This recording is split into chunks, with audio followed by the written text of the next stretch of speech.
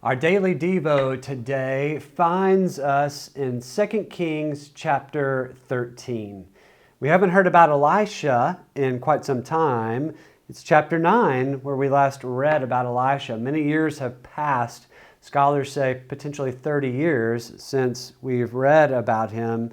And now we come in this chapter to the death of this amazing prophet.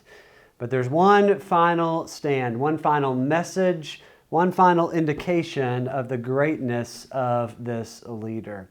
In 2 Kings 13, we read in verse 14, when Elisha became sick with the illness with which he was to die, Joash, the king of Israel, came down to him and wept over him and said, my father, the chariots of Israel and its horsemen. Elisha said to him, take a bow and arrows. So he took the bow and arrows, and then he said to the king, put your hand on the bow.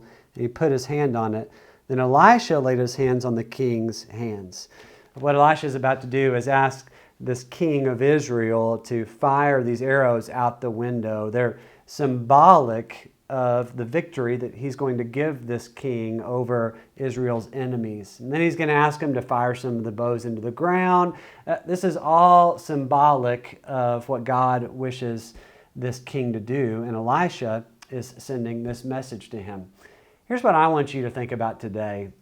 One thing that strikes me about Elisha is that I want to be like him. I want to be like him in three ways that I think we see in this story. First of all, he had the respect of others. The king of Israel didn't have to come to Elisha, but he did. That's because this man of God had the respect of the most powerful man in the land. And secondly, Elisha is somebody that hears from God. Now, that may sound obvious for a prophet. Usually we think about prophets as being one who speak for God, but Elisha, anytime we speak for God, he reminds us that we have to first hear from God. And then thirdly, I want to be like Elisha in the sense that he had God's power on him. There's a really crazy, cool story that if you keep on reading the chapter, after Elisha dies, there's this battle.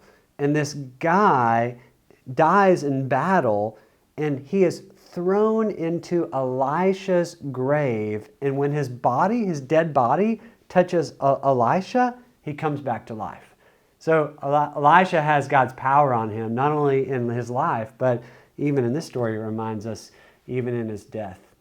Wouldn't that be great for that to be said of you and I, that we had the respect of others because of our relationship with God, we constantly heard from God, and then we have God's power upon us.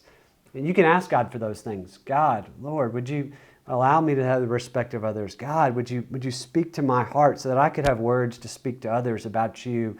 And then it's not a prideful thing. It's a humble thing. God, my strength's not enough. I'm asking you, Lord, would your power rest upon me?